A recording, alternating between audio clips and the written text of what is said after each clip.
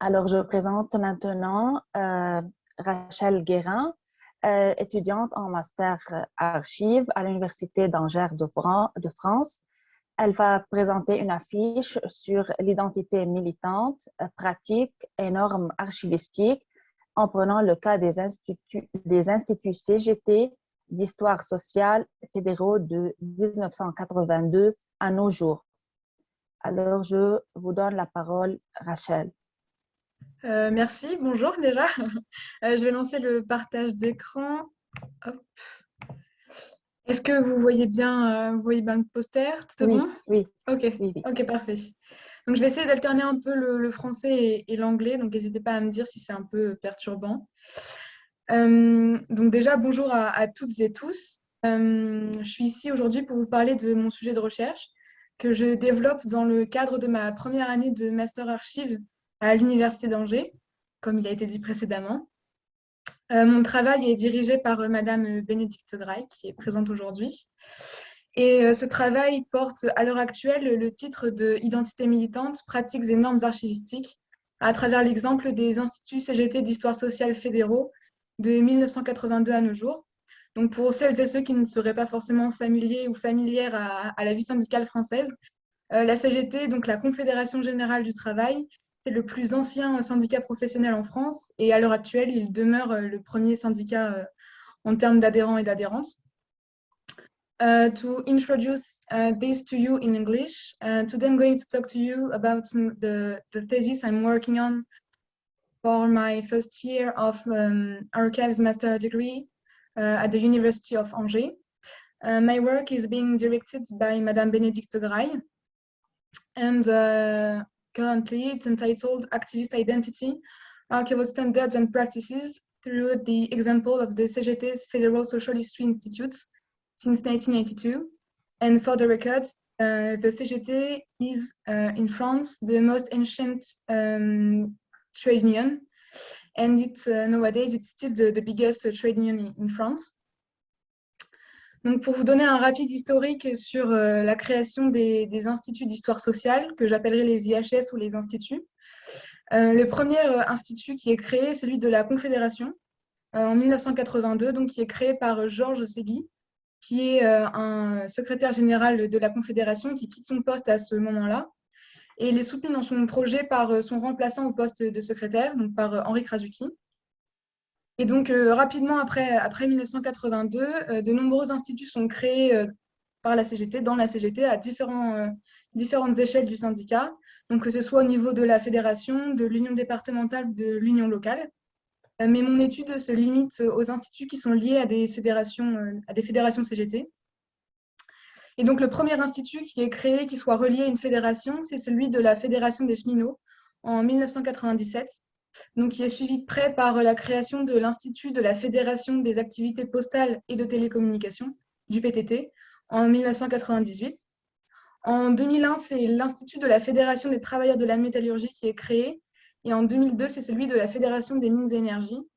Et donc, ce mouvement s'achève plus ou moins en 2015 avec la création de l'Institut de la Fédération des services publics, donc qui est un institut qui est encore très récent, bien que déjà très actif.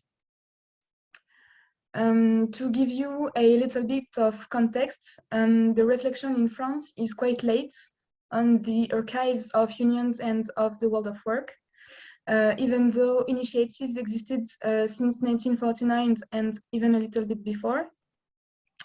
The 80s are an important decade for this specific type of archives, as the context was a split between the major economical and industrial evolutions and the fact that entrepreneurs acknowledged that social sciences were kind of released from Marxist theories. So in 1983, Jack Lang, who was the Minister of Culture, gave a speech on the archives of the world of work, and he explained his ambitious program to develop the work on this specific type of archives. And 10 years later, in 1993, the Center of the National Archives of the World of Work opened its doors, and it was and it remains the only center that was built among the 5 that were provided for by Jack Lang. Pour vous expliquer un peu les missions des instituts, je les ai divisées en deux parties distinctes. La première de ces missions, c'est la préservation des traces des fédérations CGT, donc à travers des typologies documentaires qui témoignent de l'expérience du militantisme des fédérations CGT, donc à travers des documents comme des accords cadres, des tracts, des affiches, des discours, des listes qui sont présentées aux élections professionnelles, des dossiers documentaires qui sont nombreux, des photographies, des films et aussi de nombreux objets comme des drapeaux. Et donc, le deuxième partie de ces missions, c'est de développer et de permettre le travail scientifique sur l'histoire de la CGT, donc à travers l'organisation d'événements comme des colloques, des conférences, des publications aussi, des expositions, mais aussi par la création pour certains instituts de conseils scientifiques ou par l'intégration de ces scientifiques dans des conseils d'administration ou dans les bureaux, ce qui permet en quelque sorte aussi de légitimer l'action des instituts. So to realize my work, I went through different questions, such as the link between the institutes and their federation. I also had to consider the archival policy as a time frame and as an economic and spatial frameworks. I also had to study the possibility of developing rational tools and practices that could be shared between the archivists. And I also had to document myself on the militant or activist role of the archivists. And all these questions led me to wonder if, despite the diversity of documentary typologies, method of production and archiving, is there a form of standardization of archival practices between the different federal institutes?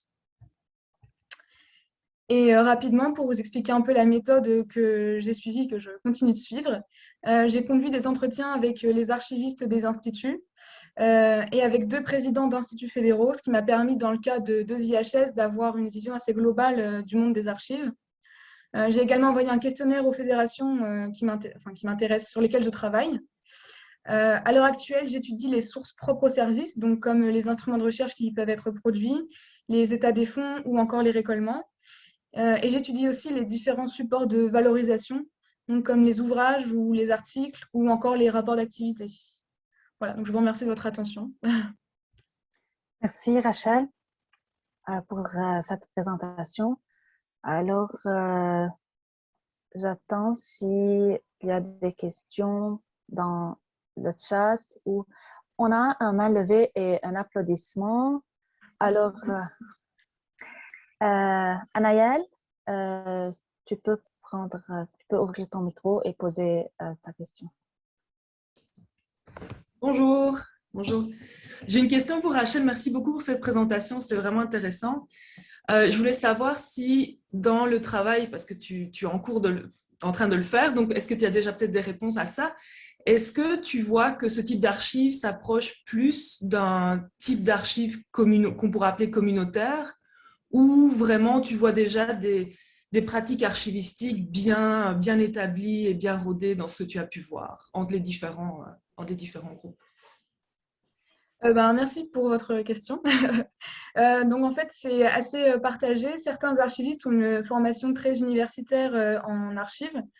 Pour d'autres, c'est moins le cas. Et dans la plupart des cas, c'est les circonstances qui les ont amenés à être archivistes pour la CGT, bien qu'ils n'aient pas toujours été archivistes.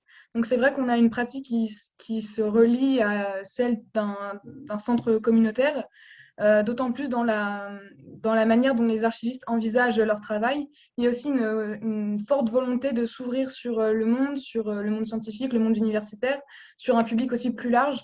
Donc je pense qu'il y a une tendance en tout cas par les fédérations à considérer leurs archives comme quelque chose de communautaire, mais une volonté de la part des instituts en tout cas de s'ouvrir et de pouvoir partager plus largement. Je ne sais pas si j'ai répondu. Si, très bien, merci beaucoup. Une autre question de François? Oui, bonjour, merci Rachel. En fait, vous avez partiellement répondu.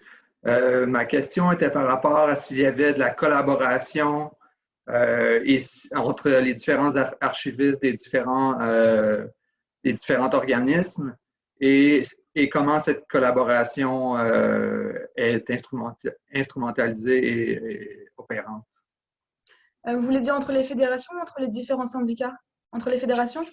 En fait, les deux, comment les archivistes manœuvrent avec ces différentes entités-là et si les archivistes, entre eux et elles, s'entraident pour construire leur documentation, leurs archives et s'ils communiquent et collaborent entre eux. Pour ce qui est de relations des archivistes entre les différentes fédérations, il y a quelque chose qui est très important à la CGT, c'est le respect de l'autonomie des fédérations. Donc, chaque fédération, les fédérations sont autonomes entre elles et les fédérations sont autonomes vis-à-vis de la confédération, donc ce qui peut compliquer parfois le travail. Mais il y a eu très récemment un groupe de travail qui s'est mis en place sur l'archivage électronique. Et donc, c'est quelque chose qui a été très bien vécu par les archivistes, justement parce que ça a officialisé, ça a légitimé leur volonté de pouvoir travailler ensemble, ce qui était un peu plus compliqué avant, justement à cause de cette séparation entre les fédérations et les confédérations. Et pour ce qui est du travail avec les archivistes d'autres partis politiques, par exemple, ou d'organisations syndicales, la plupart des services d'archives, ou en tout cas de documentation, sont dans un collectif qui s'appelle le CODOS, qui regroupe des services d'archives et de documentation qui ont trait au mouvement social ou à l'histoire ouvrière. Et c'est dans ce cadre-là qu'ils échangent. Et de ce que j'ai compris, c'est un cadre qui est très, très important pour eux, bien que ce soit un peu compliqué, puisqu'ils ont tendance à être très seuls dans leur travail et avoir un appui comme le CODOS ou parfois l'Association des archivistes français. C'est quelque chose qui leur tient vraiment à cœur. Excellent, merci. Je vous en prie. Merci. Et pour les questions des auditeurs, nous pouvons continuer. On a un main levée. Alors, Marie, tu peux poser la question. Oui, bonjour. Merci Rachel pour cette jolie présentation. J'aurais une question également sur le rapport entre l'éthos militant et la norme ou la pratique archivistique. Est-ce que l'un et l'autre, comment l'un et l'autre seraient susceptibles de dialoguer au regard des entretiens et des documents que vous avez pu consulter jusqu'à présent? Est-ce que vous avez de premiers éléments de réflexion autour de cette tension qui pourrait apparaître ou de ce dialogue, au contraire, qui pourrait se faire entre l'adaptation de la norme selon un ethos ou des ambitions militantes ou inversement, la manière dont les ambitions militantes pourraient être repensées et redonner à voir en fonction de l'application ou pas d'une harmonisation des normes archivistiques au sein d'une fédération de services finalement. Alors, j'espère que je vais pouvoir répondre à cette question et que ce soit assez clair. C'est une sorte de point de tension un peu pour ces archivistes dans le sens où certains ont une formation universitaire. Donc, dans ce cadre-là, il y a un respect complet des normes et une adhésion complète aux normes.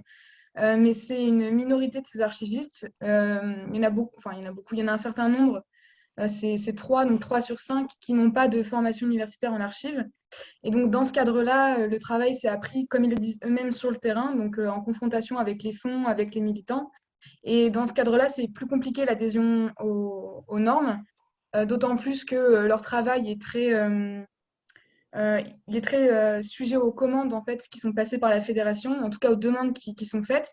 Et donc, par exemple, le classement, il y a très, très peu de fonds qui sont classés, c'est une infime minorité. Il y a très peu de documents qui sont classés. Donc, l'adhésion aux normes, là encore, ils n'ont même pas eu l'occasion encore de se confronter, par exemple, au classement. Donc, ce genre de choses-là, ça peut être plus compliqué. Et surtout, ils ont des mandants, en fait. C'est vrai que la fédération attend un certain nombre de choses. Et c'est mine de rien la fédération qui finance, même si les IHS sont indépendants et autonomes vis-à-vis des fédérations. Ils doivent quand même répondre à certaines demandes. Donc, c'est un peu compliqué à articuler de ce que j'ai cru comprendre. Je ne sais pas si j'ai répondu à votre question. Si, tout à fait. J'élargirais volontiers la question, mais peut-être juste comme ça pour discuter, vous n'êtes pas obligé de répondre du tout. Au-delà des normes, du coup, est-ce que c'est la logique des archives et la logique de constitution, de fabrication des fonds par contexte de production, dans quelle mesure elle est susceptible d'être appropriée dans cet ethos archivistico-militant. Voilà. élargir un petit peu la Merci. question. Ne répondez pas si vous n'avez pas envie. Bah, je ne sais pas si j'ai le temps, c'est plus ça, j'ai pas envie d'empiéter sur, je ne sais pas, dites-moi si…